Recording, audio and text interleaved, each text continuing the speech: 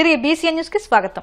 కూటమి ప్రభుత్వం అధికారంలోకి వచ్చి ఏడాదిన్నర పూర్తయినా హామీలను పూర్తి స్థాయిలో నెరవేర్చకుండా ప్రజలను వెన్నుపోటు పొడిచిందని మాజీ మంత్రి కొట్టు సత్యనారాయణ విమర్శించారు.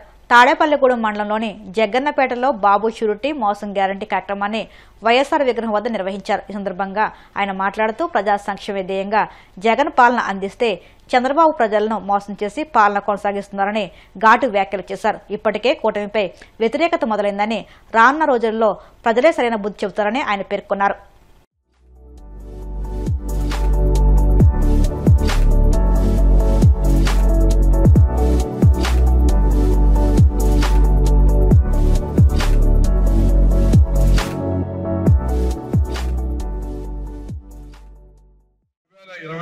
సంవత్సరంలో ఆంధ్రప్రదేశ్ లో ఏర్పడిన కూటమి ప్రభుత్వం అప్పటి వరకు 5 సంవత్సరాలు శ్రీ వైఎస్ జగన్మోహన్ రెడ్డి గారి నాయకత్వంలో రాష్ట్రంలోనే కాదు దేశంలోనే ఒక ఆదర్శవంతమైన పరిపాలన ఆంధ్ర రాష్ట్ర ప్రజలకు అందిందని రాష్ట్ర ప్రజలు సంతోషంగా చెప్పడం కాదు, పక్క రాష్ట్రాల్లో కూడా మన యొక్క రాష్ట్రంలో జరుగుతున్న సంక్షేమ పాలన గురించి మాట్లాడుకునే పరిస్థితి. జగన్మోహన్ రెడ్డి గారి పరిపాలన చూసిన తర్వాత ఈ రాష్ట్ర ప్రజలు ఇలాగే ఉంటే జగన్ గారి పరిపాలన ఇలాగే చూస్తే మళ్ళీ మనకి ఇంకా అవకాశం రాదని దుర్మార్గమైన ఆలోచనతోటి ఈ నారా చంద్రబాబు నాయుడు గారు కానీ లేకపోతే పవన్ కళ్యాణ్ గారు కానీ కేంద్రంలో అధికారంలో బీజేపీ కానీ వీళ్ళు ముగ్గురు కూటమిగా ఏర్పడి ఈ పరిస్థితి నుంచి మనం బయటపడాలి. మన ఎన్నికల్లో గెలవాలంటే ఏం చేయాలి, ప్రజల్ని ఎలా మోసం చేయాలి, ప్రజల్ని ఎలా నమ్మించాలి అన్న పరిస్థితి. ఎందుకంటే ఎన్నికలకు ముందు జగన్మోహన్ రెడ్డి గారి సంక్షేమ పరిపాలన ఆయన చేసిన రాష్ట్రానికి అప్పులు అన్నది ఇవాళ భారతదేశంలో అన్ని రాష్ట్రాలు అప్పులు తీసుకొస్తాయి. స్వయంగా భారతదేశ కేంద్ర ప్రభుత్వమే ఇవాళ తనకు మించిన అప్పు చేసి నడిపిస్తాం. అటువంటి పరిస్థితుల్లో ఈయన తీసుకొచ్చిన అప్పులు కానీ ఆ అప్పులు తీసుకొచ్చి దేని మీద పెట్టాడు, ప్రతి గ్రామంలోనూ కూడా గ్రామ సచివాలయాన్ని కట్టాడు. ఒక్కొక్క ₹1 కోటి వర్కులు బిల్డింగ్లు ఒక 70-80 సంవత్సరాల వరకు చెక్కు చెదరని విధంగా కట్టుకుంటా 17 మెడికల్ కాలేజీలు తీసుకొచ్చాడు, 4 పోర్టులు కట్టాడు, 7 ఫిషింగ్ హార్బర్లు కానీ ఏదైనా సరే పెద్ద ఎత్తున పారిశ్రామికీకరణ కానీ అభివృద్ధి కార్యక్రమాలు కానీ చేయండి.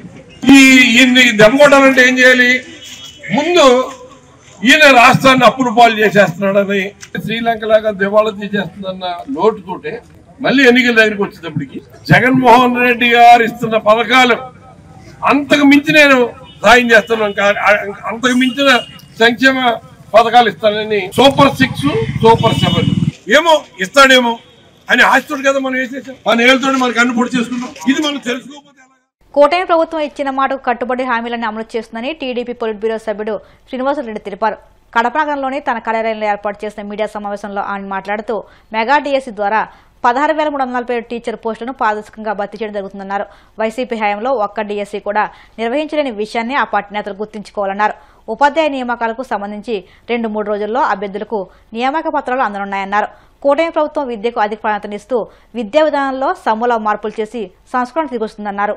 రాష్ట్ర చరిత్రలోనే 16,347 టీచర్ పోస్టులు ఏదైతే ఎన్నికల్లో ప్రభుత్వం చెప్పిందో ఒక పారదర్శకంగా మెగా డిఎస్సి పరీక్ష నిర్వహించి అందరికీ కూడా 16,347 మంది టీచర్లను ఉత్తీర్ణులు చేస్తూ 2-3 రోజుల్లో వాళ్ళకు నియామక పత్రాలు కూడా తెలుగుదేశం ప్రభుత్వం ఇవ్వబోతా ఉంది.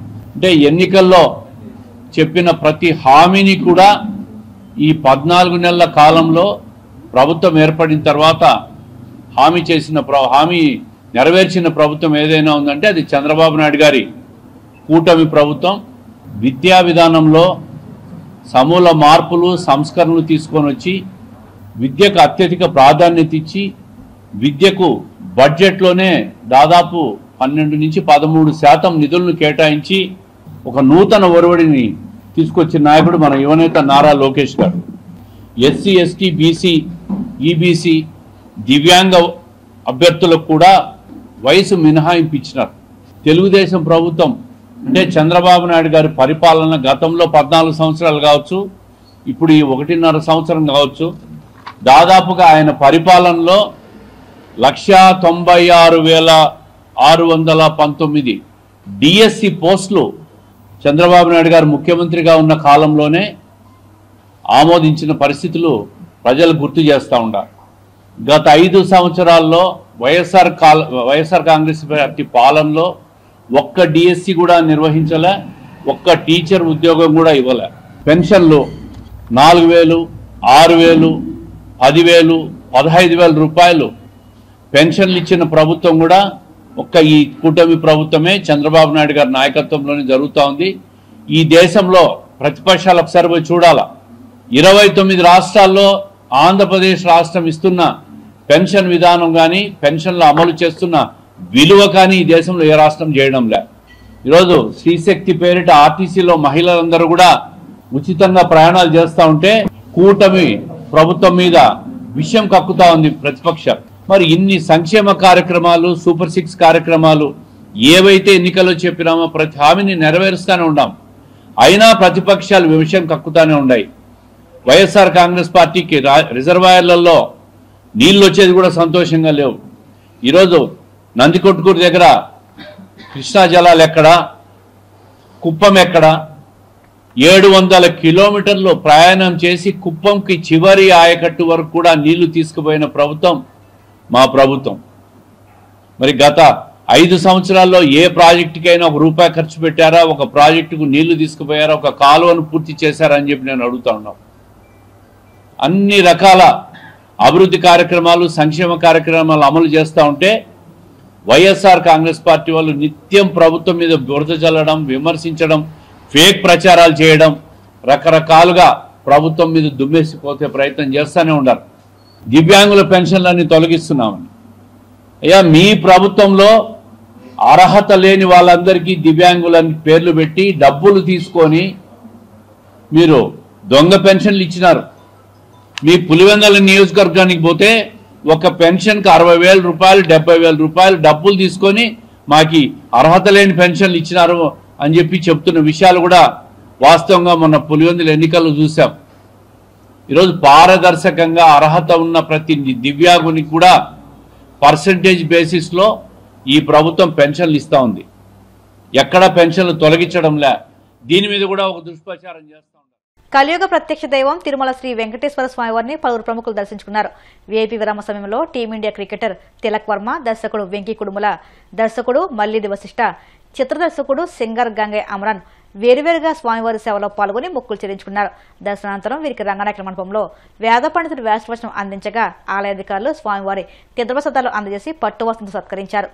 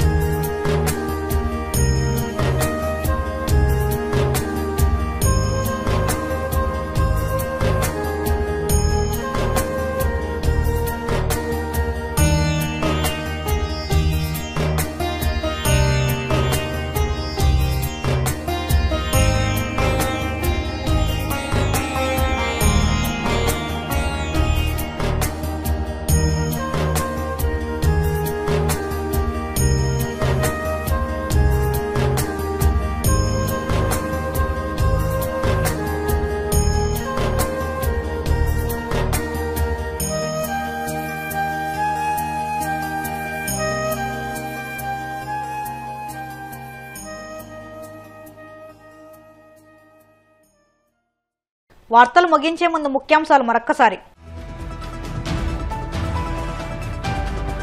ప్రభుత్వ పథకాలపై ప్రజల్లో సానుకూలత వ్యక్తం కావడంతో వైసీపీలో గుబులు మొదలైంది. విమర్శలు గుప్పించిన మంత్రి నిమ్మల.